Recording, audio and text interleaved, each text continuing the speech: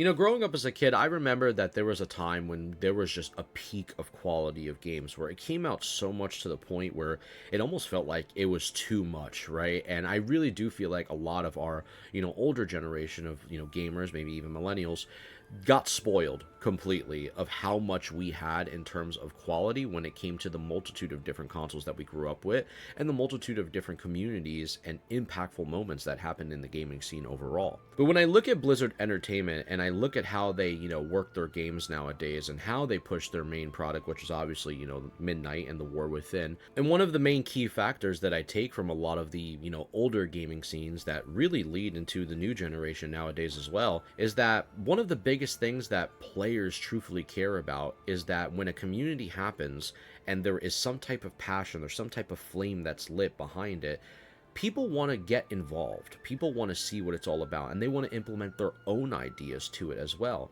And it's a reason why you see a lot of games that we all knew and loved back in the day get some form of emulation done to them, or get some form of modding done to them, or get some type of form of private server style thing done to it, out of the sense of pure passion, out of the sense of just raw, genuine idea to create something beautiful or take a person back to a time that they remember when gaming was good.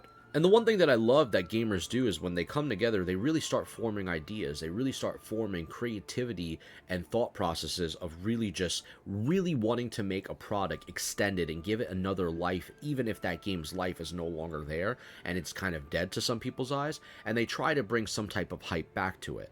And this happens a lot, especially in like products that I've seen in the past when you look at a lot of Bethesda style products where UGC style content, which is user generated content for those who don't know, is something that gets heavily implemented within these games to add a whole nother experience to the original game that you may or may have not seen before. Plus, I'm more than sure that many of you guys have seen this style of community where this is like the modding community, where players just interact with the world way differently than the original developers intended, but they do it out of a sense of passion to create a new sense of immersion to get players to play the game again, to get players to get involved with the world again. And the reason why I bring this up is because I saw a former Blizzard developer named Chris Kalecki bring this up.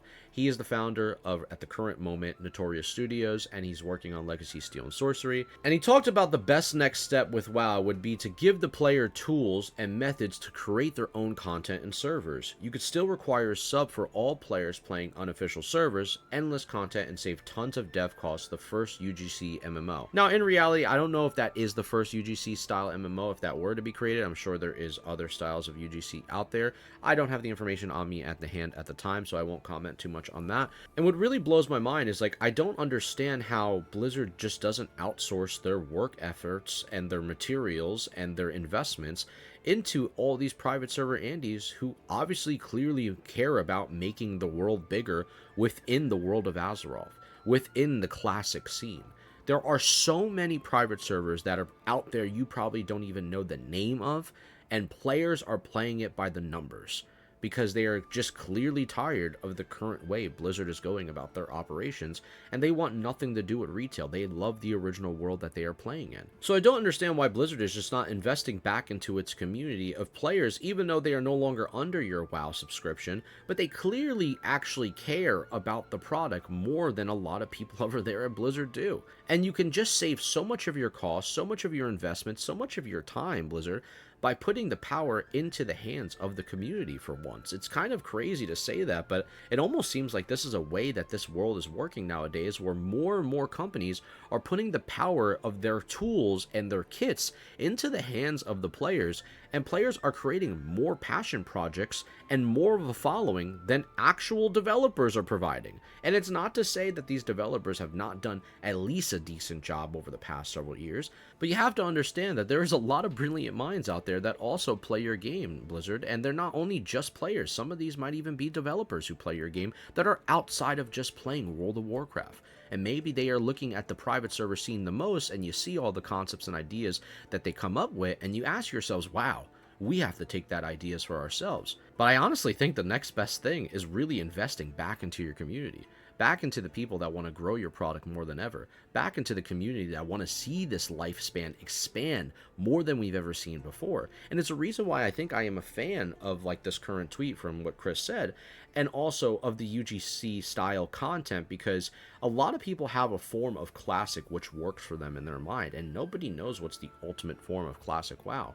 And you see more and more developers nowadays, especially even like Epic Games, who put the kit and tools into the players' hands to create worlds that we have never seen before, to create worlds and ideas and come up with new visions into the hand of the players that then create them the ideas for them to make something official. And that is what the players and the developers do over there, especially at Epic Games, the trust that they have with one another when it comes to their Fortnite engine, when it comes to their toolkits.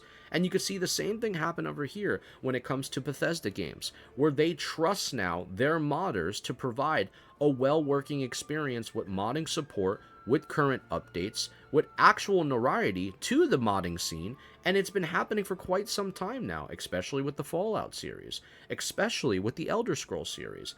And this is something that you're starting to see more and more, even with Starfield. I saw recently, and this was an old video by the way, of an individual who took every single asset in Starfield, rehashed every single element down to the minute detail, and turned everything into a Star Wars cinematic universe for the player to enjoy. Every single thing, from the littlest thing you can imagine in Starfield, from every single resource, every material, ounce of dialogue, voice line, gun sounds, quality of life, just flying around overall, visiting cities, and even outfits, everything you can imagine, from one individual who provided this as a free thing for players to enjoy. That is insane. And that is the impact and quality you can get from your player base, is what I'm trying to aim at here at Blizzard. If you can just imagine what one player can do, or even a small team can do, and they are not currently working at your department, not currently working at your studio, can you just imagine the more brilliant minds out there, the more greater expansions of ideas for classes and quests and dungeons and open world expansion within the own existing world of Azeroth that can be done out there if you just outsource your material and trust your player base. Because I think right now the current problem is, more than anything, is there is this great divide within retail players and classic players. Retail players want nothing to do with classic. Classic players want nothing to do with retail. And then you have a small minority of people which are playing both, and they enjoy both, and there's nothing wrong with that. But there still is yet a divide that has been created from you, Blizzard, because you've offered so many versions of WoW with support that hasn't been good over the years for these versions of WoW. The support has been either a lack of communication, a lack of transparency, buggy patches, and poor updates. And this has happened. And it's not to say that you hadn't hit a couple home runs here and there. No one's denying what you have done within Season of Discovery, right? There is some good points that you have made there, but there's also a lot of bad misses you've made there as well. And I think when you put the power and you put the respect and the integrity and the responsibility back to the player, and you offer such a service like this, if you ever were to do something like this, it would make a lot of individuals really, really happy to see quality and constant updates come out faster than we have ever seen before. Because Blizzard, quite frankly, the updates and the things that you provide your game for the classic community are either A, delayed, lackluster, and do not provide enough for the player to feel like they want to remain there anymore. This is a problem that has been happening for the several past couple years when it comes to the classic scene. You've had several issues even within Season of Discovery, which were severe mess-ups that crossed over because your versions tied into the original classic scene, where players were getting Season of Discovery style elements within your own classic world, and players were crossing over to different BGs and killing them with sod-like abilities, and they're having the power of runes and nobody having the power of anything. And I'm thinking, if you provide this style of content where you give power back to the players, and you give them an actual notoriety of like saying, hey, you know what? You are involved in this world now. You can also provide the updates to this world. You can work on the back end kit that we are working on, and you are a trusted source, and people can follow you to see if this is a good update for your game. You might have something really special here. You might have something that is actually groundbreaking here. And some people might not even understand this because they think it's, too much, it's over the head. You should just have one specific thing that works for World of Warcraft. And that's totally fine if you think like that. But I think this is groundbreaking potential if they were to explore this, because so many other companies, so many other, studios have done this already with their gaming scene. And if not, their gaming scene has just done it for their studio. You can even look at, for example, EA with Battlefront 2. The Battlefront 2 scene is a small group of just passionate people in that community that just love getting online and playing that game. Do you know how crazy the modding scene is over there, and how much love and support that mod scene has for just keeping the integrity of Battlefront 2 alive and praying for a Battlefront 3 one day? There is so much support for that, where they have changed multitude of different places you can play, different characters you can play, different sounds you see, artwork, different outfits. The list goes on, even where the combat feels a little bit different. I'm just telling you right now, if you have trust in your community, Blizzard, if you have trust in your own player base, you could really find something special here. And I really think this is a can that is ready to be opened. And this is not a can of worms. This is actually a can of pineapples. It might be sweet, I'm telling you right now. This can might be really awesome this time around if you were to actually take the investment of doing something like this. Now, let's be honest here. Would any of this style of content more than likely happen with UGC stuff and WoW? Probably not.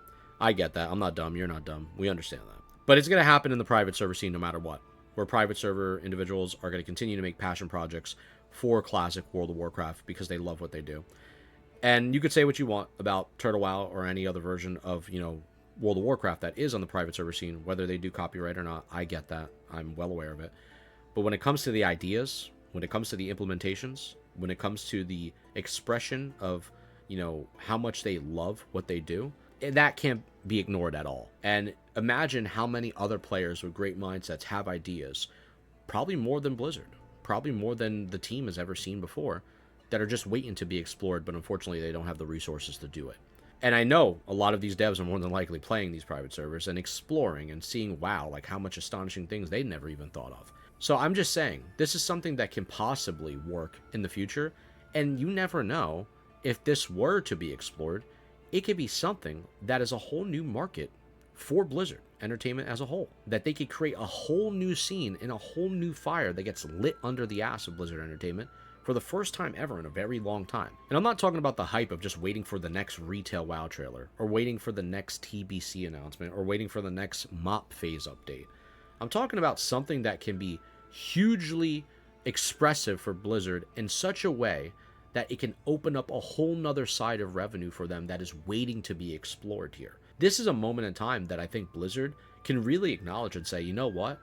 That's not generally a bad idea. Maybe the timing is not yet ready for this, but in time, this is something that can be considered. And I think, honestly, this is something that they might even be thinking of already.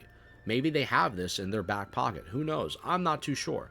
But I just wanted to bring some limelight to this today because I think it's very important to understand that players out here right now at the current moment are really enjoying what they are doing. They're going to be playing private servers more than ever. They're going to continue to explore quests within the original world that they've never seen before, dungeons in the world that they've never seen before, ideas implemented within the world that they have never seen before, and none of it is coming from the Blizzard team. None of it is coming from Blizzard Entertainment. It's all coming from Blizzard fanboys who love their game, and dare I say, sometimes more than them. That's where it's coming from. And it sucks to say that, but it is the truth. And it's like, I don't want to bash anybody, but I mean, come on, man. When you see all the screenshots and the videos and the things that I have seen as well, what these guys are providing, it just is completely mind-blowing to me. And it really shows me that, man, if only if they were to invest back into their player base, can we see some actual creativity spark at an all-time high and not have to wait several years on end, as of the original, private servers Andes have been waiting all those years ago, the legacy server Andes, and compared to now the 2019 Andes, and then waiting all the way to 2025, now the SOD Andes waiting for it. It's like, man, dude, we just want to see some expression and, actual creativity and exploration within the classic scene again. If you're not going to implement the next big thing within Azeroth, which I'm hoping obviously you do, next year, if there even is an announcement, which at this point I don't think many people care anymore, then people are still going to just keep going back to these private servers. Because right now at the moment, Blizzard, the hype from you guys at the current moment is at an all-time low, and players I think don't care anymore whether the hype goes back up or not. They're already moving on, and I think they're continuing to move on. But it is what it is. We'll see what happens in the future, right, amigos? It can't always be doom and gloom. It can't always be negative. There can be some glimmer of hope, right? Maybe there is. Who knows? Much love to y'all. Thank y'all for watching the video. And I will catch y'all on the next one. I won't be live today. I won't be live Sunday. But I will be live Monday night. And we'll be on, Kick, Twitch, YouTube, all that good stuff. I hope you guys lock it in. Hope you've been enjoying the videos. And we shall go from there. Much love to you. I need my Poland Spring. Chat, it is currently 86 degrees. It is so fucking hot. I'm dying out here. Somebody save me. I need a plunger, olive oil, and honey mustard, and 20-piece chicken nuggets. I'll see you on the next one. Get this bottle of water open already, editor. I'm getting pissed off. Peace, bitch.